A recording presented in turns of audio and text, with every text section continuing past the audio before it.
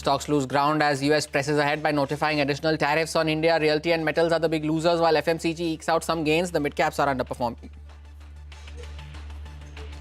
Minister of State for Telecom says there is no additional package being discussed on voter idea and whatever had to be done has been done. He adds that government will not up stake and make voter idea a PSU. The stock slips in trade. Starting Wednesday, Indian exports to US will attract an additional 25% tariff, taking the levy to 50% on several products. Players in textiles, leather and gems and jewelry will feel the heat, even as experts expect reform measures to help offset this impact. The 50% tariff is expected to hit two-thirds of India's exports to the US or $60 billion worth of goods. Economists see a 0.5% hit to the GDP this year, which may lessen given the GST cuts. Most experts see current year's GDP dipping to 6% or lower if the 50% tariff prevails.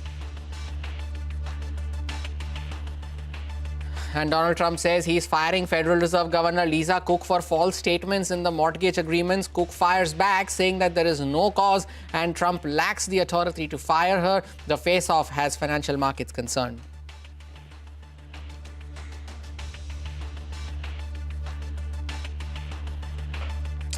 Good afternoon, you're with us here on Business Lunch. We are coming to you live from the CNBC-TV18 Motilal Oswal studios. Festive greetings to you all. I'm Hormuz Fatakia. With me is Vamakshi Dhoria as always. Vamakshi, good afternoon. Well, it's some recovery from the lows of the day, still managing to hold that 20 DMA and still managing to hold that 24,750 mark. So some positives that the bulls can take in an otherwise down day. Well, absolutely, Hormaz. Festive greetings to you as well. You know, the biggest obstacle for India for now is the 25% tariff deadline, which is set to take into effect from tomorrow onwards. The markets resultantly are sulking. The Nifty is down almost 161 points, although off the day's lowest point by just a tad bit. But nevertheless, it is still red on the screen. The broader markets, though, they also continue to decline in trade. The advanced decline ratio is largely in favor of the declines. The mid-cap index is down almost 1.1%, much lower as compared to what the benchmark indices are doing. And so is the small-cap index, because that too is trading with a cut of almost 1.5%. You know, as far as sectors are concerned, most of them are in the red. There's no support coming in from the benchmark indices. Two main pillars, IT as well as bank. Both of these sectors are declining in trade today. The only positive this time around, Hormaz, is the FMCG pack, because these are the stocks that continue to gain in today's trading session. Take a look at Britannia, Hindustan Unilever. All of these counters are doing extremely well in an otherwise weak market. Indeed, and FMCG is the one that has been providing some support for the indices, even though the index is up around 50 points from the lows of the day. And there are, of course, specific movers within the broader markets as well. Ola Electric is one of them, 5% higher on that stock.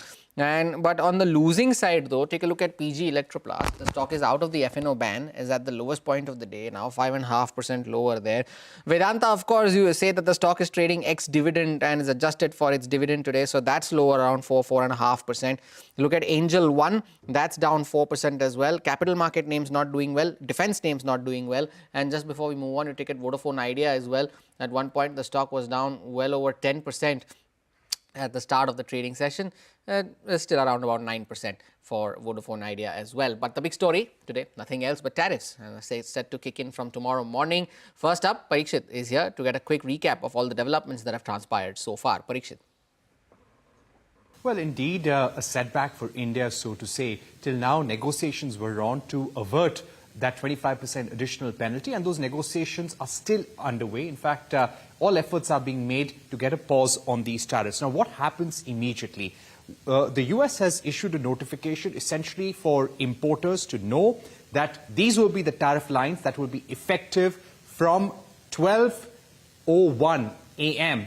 27th of August, which is 9:30 a.m. India time on Wednesday. So that's when the tariffs kick in. It will be a 50% tariff, that is 25% reciprocal tariff that came into effect on the 1st of August, and also the 25% additional penalty that was announced. So it's a 50% tariff on Indian goods. What does it really impact? Well, $48.2 billion worth of India's merchandise exports to the US will be subject to the 50% tariffs. And many analysts have said that this is almost like a blockade, and this will stop the export of these items to the US. Which sectors will be the most impacted?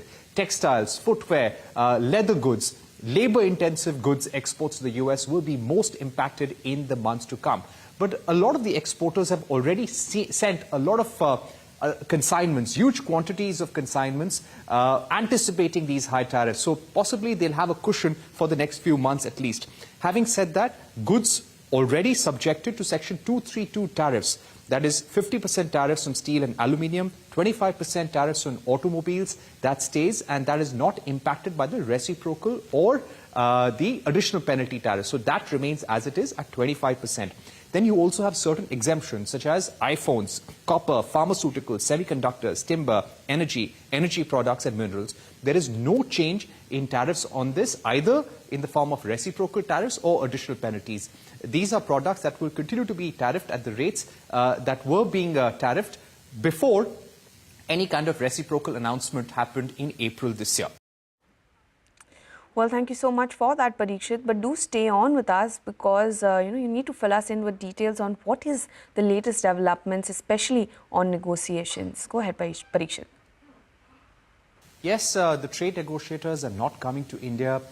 Those formal talks are not being pursued, but we're given to understand that trade negotiators, officials from across the government are in touch with officials in the White House almost on a daily basis. Efforts are being made to avert this 25% additional penalty and find a way out, have some sort of understanding and deal with the United States. In fact, an important point, in the run-up to August 27 deadline, industry bodies in the US have written to the White House seeking a 90-day pause on this additional tariff so that there is room for negotiation between India and the US. They've also said that US should understand the amount of energy, oil and gas that India is buying from the US, and this is only going to increase further. Having said that, the government here, according to sources, is reiterating that we'll continue to protect interests of our farmers, MSMEs, workers, entrepreneurs, and we'll do whatever it takes to work in national interest. The government will continue to take steps necessary to mitigate the impact on trade through export promotion schemes and also trade diversification measures. The External Affairs Minister has said recently that the arguments used to target India are not being used against China. The External Affairs Minister also said that the US additional tariffs on India are unjustified and unreasonable, and India is sticking to this stand. In fact, the Indian envoy to Russia said that we will buy oil from wherever we get the best price. So this seems to be India's stand. We're told that the government is not looking at retaliation. The effort would be to try and resolve the situation at the earliest, get a reprieve from India, get a pause on these additional penalty tariffs. Important points there from Parikshit. Thank you for that update. And just as we speak, there were some flashes on your screen with regards to our External Affairs Minister, S. Jaishankar, who's mentioned that India does continue to remain in touch with the US on tariffs, and Prime Minister Modi is expected to hold some bilateral meetings on his visit to China. Meanwhile, speaking of Prime Minister Modi, he has vowed support for Indian farmers and small entrepreneurs as US's additional 25% tariffs come into effect tomorrow morning. Listening to what he had to say. मेरे देश के लघु उद्यमी हो, किसान हो, पशुपालक हो, हर किसी के लिए मैं आपको बार बार वादा करता हूं, मोदी के लिए आपके हित सर्वोपरि है। मेरी सरकार लघु उद्यमियों का, किसानों का, पशुपालकों का कभी भी अहित नहीं होने देंगी।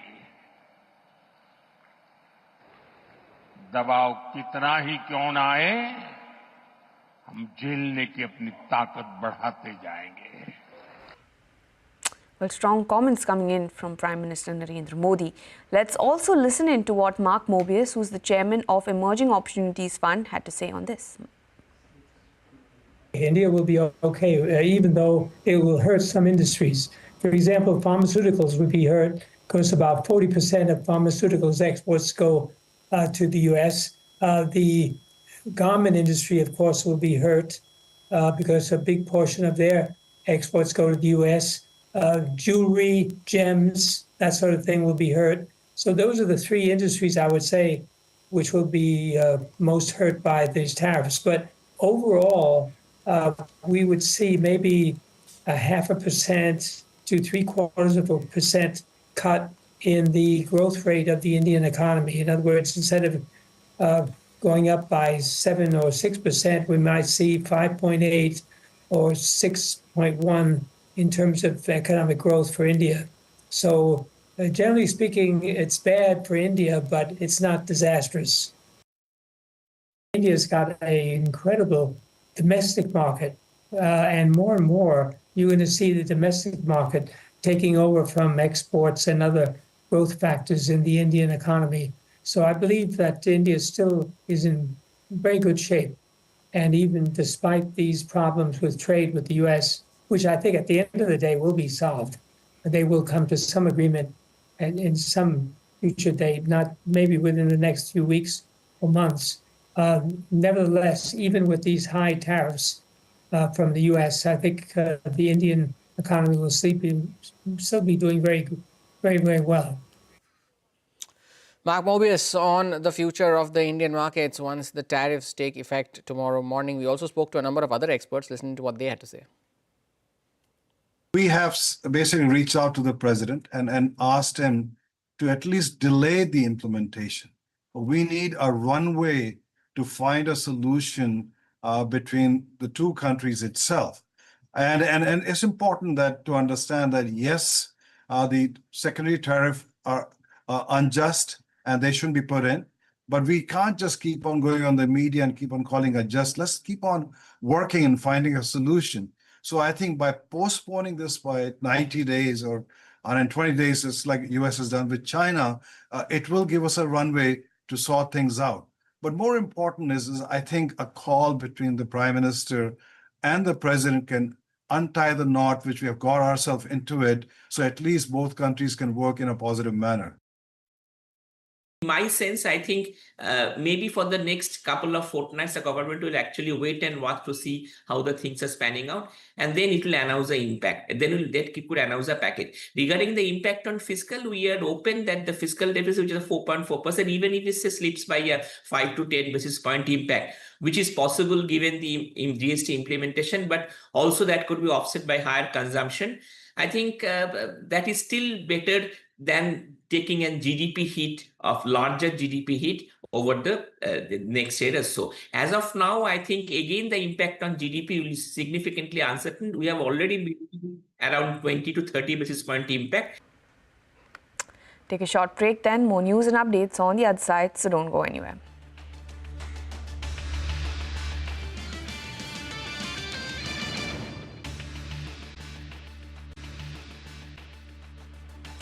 Well, thanks for staying tuned into Business Lunch on CNBC-TV18. From Yes Bank getting a rare foreign investor green light to Paytm's freeze being lifted, the Reserve Bank under Sanjay Malhotra is signalling a shift in stance. Here the governor, in his own words, speaking at FIBAC yesterday on this, and then Ritu Singh breaks down what this means for the financial sector. We have not hesitated in relaxing a stringent rule once deemed necessary if the context changes and the cost-benefit balance reverses. Well, that change in context is showing up across the financial sector, with the Reserve Bank under Governor Sanjay Malhotra signaling an important shift from strict guardrails to selective easing, and their actions tell the story. At Yes Bank, for instance, RBI gave Japan's Sumitomo Mitsui the green light to buy nearly 25% stake, which is a rare exception to the ceiling for single foreign entities and a strong vote of confidence, which is why you saw the stock spike up more than 5% intraday on the back of this yesterday. For Paytm, a near 2-year freeze was lifted lifted with the approval for its payment company to act as a payment aggregator, and that pushed the stock up 14% since. But perhaps the most significant move has been the granting of a universal bank license after nearly a decade, where AU SFB became the first small finance bank allowed to graduate into a full-fledged bank, a regulatory milestone which saw its stock jump 8% intraday. Even IndusInd Bank, where RBI had stepped in earlier this year, appointing an executive committee after the lapses of the spate of exits, now sees normalcy return with Rajiv Anand approved as the new CEO. Earlier this year, we also saw the tech embargo on Kotak Mahindra Bank getting lifted after 10 months. Before that, the curbs on Arohan, Ashirvad and DMI were also eased. Beyond individual institutions, RBI has also been easing liquidity rules, restored lending flexibility for NBFCs, MFIs, expanded co-lending rules, relaxed project finance, and so on. And the thread across all of these moves has been the regulator shifting gears. Strict scrutiny where lapses do emerge, but pragmatic relief also, in the governor's own words, when the context changes and the cost-benefit balance reverses. Ritu, thank you for that update. Now, on the second day of his visit to his home state of Gujarat, the Prime Minister today inaugurated two major projects at the Suzuki motor plant in Hansalpur. Now, this includes the inauguration and the flag-off of the e-Vitara, Suzuki's first global strategic battery electric vehicle. The made-in-India EVs will be exported to more than 100 countries, including advanced markets such as Europe and Japan. Let us listen in to what the Prime Minister had to say. Bharat की make in India इस यात्रा में एक नया अध्याय जुड़ रहा है। ये make in India, make for the world हमारे उस लक्ष्य की तरफ एक बड़ी छलांग है। आज से भारत में बने इलेक्ट्रिक व्हीकल्स 100 देशों को एक्सपोर्ट किए जाएंगे। सभी राज्यों को कहता रहा हूं कि हमें प्रोएक्टिव होना होगा, हमें प्रो डेवलपमेंट पॉलिसीज बनानी होगी, हमें सिंगल विंडो क्लियरेंस पर बल देना होगा, कानूनों में रिफॉर्म्स को बल देना होगा। और ये कंपटीशन का जमाना है। जो राज्य जितनी तेजी से अपनी पॉलिसीज को नीट एंड क्लीन रखता है, इफ्स एंड बट्स के बिना रखता है, तो इन्वेस्टर का विश्वास बढ़ता है। रिफॉर्म की स्पर्धा करे, गुड गवर्नेंस की स्पर्धा करे, प्रो डेवलपमेंट पॉलिसी की स्पर्धा करें और हम 2047 विकसित भारत बनाने के लक्ष्य को तेज गति से पार करने में अपनी भागीदारी सुनिश्चित करें। Well, let's slip into a very short break, but don't go anywhere because more news and updates follow on the other side.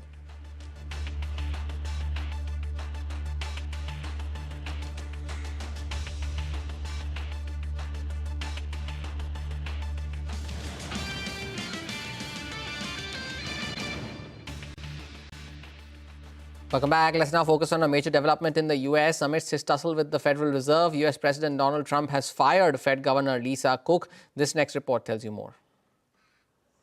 Donald Trump has taken the unprecedented step of firing Federal Reserve Governing Board member Lisa Cook. In a letter to her, he said, "I have determined that there is sufficient cause to remove you from your position. At minimum, the conduct at issue exhibits the sort of gross negligence in financial transactions that calls into question your competence and trustworthiness as a financial regulator." The move follows allegations made by Federal Housing Finance Agency Director William Pulte, a Trump ally. He says Cook is guilty of mortgage fraud, claiming she listed two different properties as being her primary residence on mortgage applications.